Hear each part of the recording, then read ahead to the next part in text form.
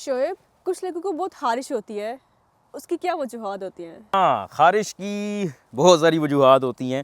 ख़ारिश जो है बाज़ औक़ात जिल्द की अगर एलर्जी हो या जिल्द के ऊपर कोई इन्फेक्शन हो जाए, जैसे स्केबीज़ होता है, तो उसकी वजह से ख़ारिश हो सकती है, या शोएब, मैं एक्ज़िमा। वो वाली ख़ारिश की बात नहीं कर रही, मैं एक दूसरी वाली ख़ारिश की बात कर रही हूँ, जो लोग। ओह! अच्छा, हाँ, बाज़ औक़ात सिस्टेमिक इन्फेक्शंस होते हैं, मतलब कि जिस्म के अंदर जैसे कोई जिगर का मसला हो गया, जिगर ठीक तरह से काम नहीं कर रहा, तो उसकी वजह से हो सकता है ख़ारिश हो, कुछ केमिकल्स बने, या फिर गुर्दे जो हैं वो अगर ख़राब हो जाएँ, तो उसकी वजह से भी बाज़ औक़ात जो है वो शोएब, मैं उस ख़ारिश। ख़ारिश की बात नहीं कर रही, मैं दूसरी ख़ारिश की बात कर रही हूँ, दूसरी जो लोगों कौन-सी? की होती। हाँ, दवाइयों की वजह से भी हो जाती है ख़ारिश, ऑफ़ कोर्स नहीं, दवाइयों की मैं वजह से। दूसरी वाली ख़ारिश की बात कर रही हूँ, जो लोगों को होती है और लोग आपसे बहुत सवाल पूछते हैं कि शादी को कितना अरसा हो गया हुआ है, अभी तक एक ही बच्चा है, क्या करती हो, कितनी सैलरी है? हमारे बच्चों ने पाकिस्तान में बहुत बड़े-बड़े एग्ज़ाम्स पास कर लिए हुए हैं। हाँ, इसका मुझे नहीं पता इस ख़ारिश चलिए का। दूसरी वाली ख़ारिश की वजूहात बता दें। अच्छा, वो जो ख़ारिश होती है, देखें, जिल्द के ऊपर अगर कोई मसला हो, जैसे जिल्द ड्राई है, खुश्क हो गई है, बहुत सारे लोग होते हैं जिनको इसे कहते हैं एटॉपिक एक्जिमा या एटॉपिक डर्माटाइटिस, उन लोगों में जिल्द पे ख़ारिश होती रहती है। या फिर अगर कोई एलर्जी हो किसी चीज़ से, तो उसकी वजह से भी ख़ारिश होती है।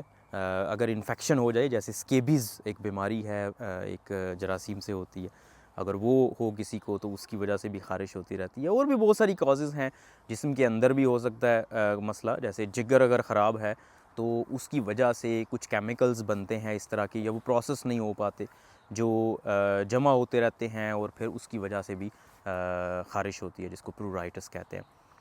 इलाज डिपेंड करता है कि ख़ारिश किस वजह से है। अगर तो जिल्द की वजह से है, तो वो वाला मसला हल करेंगे। ज़्यादातर लोगों को तो सिर्फ ड्राई स्किन होती है, तो उस वजह से होता है, तो उसको ठीक करेंगे तो ऑटोमेटिकली बेहतर हो जाएगा। अगर किसी को एलर्जी है, जैसे कोई चीज़ टच करती है, जैसे किसी काम पे जाते हैं तो उनको कोई चीज़ टच करती है, तो वहाँ पे ख़ारिश होती है। जैसे ग्लव्स पहनते हैं तो हाथों पे सिर्फ रहती है, या कपड़े धोते हैं उसके बाद उनके हाथों पे होती है, तो इसका मतलब किसी केमिकल की वजह से, किसी एजेंट की वजह से उनको वो कांटेक्ट में आता है, तो फिर उनको ख़ारिश होती है। तो उससे जो है वो छुटकारा हासिल करें, कोई और अल्टरनेटिव उसका ढूंढें। वैसे अगर आप दवाइयाँ खाते रहेंगे, फॉर एग्जांपल एंटी हिस्टामीन अगर आप खाते हैं, तो उससे आराम तो आ जाता है, लेकिन अगर आप वजह को नहीं पकड़ेंगे तो कुछ देर के लिए आएगा, फिर दोबारा हो जाएगा।